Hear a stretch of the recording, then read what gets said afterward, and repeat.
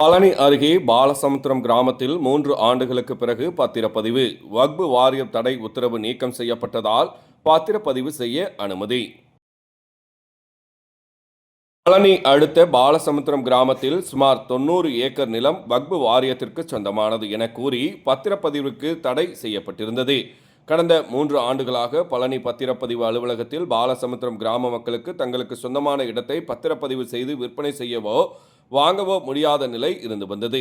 வக்பு வாரியம் முறையான ஆவணம் இல்லாமல் பத்திரப்பதிவு தடை செய்து வைத்துள்ளதாக பொதுமக்கள் பல்வேறு போராட்டங்களில் ஈடுபட்டனர். இந்நிலையில் தமிழ்நாடு அரசு தலையிட்டு முறையான விசாரணை செய்து தற்போது பத்திரப்பதிவு நடைபெற உத்தரவு பிறப்பித்துள்ளது. பொதுமக்கள் தங்களது பெயரில் பட்டா உள்ளிட்ட ஆவணங்கள் வைத்திருந்தால் அதனை பத்திரப்பதிவு செய்ய அனுமதி அளிக்கப்பட்டுள்ளது. நீண்ட நாட்களாக இருந்த பிரச்சினை தீர்வு காணப்பட்டதால் பாலசமுத்திரம் கிராம மக்கள் மகிழ்ச்சி அடைந்துள்ளனர். பத்திரப்பதிவு அலுவலகத்திற்கு வந்து தங்களது இடத்தை பத்திரப்பதிவு செய்து சென்றனர். செவ்வாய்க்கிழமை இரவு 9 மணி அளவில் கிடைக்கப்பெற்ற தகவல்.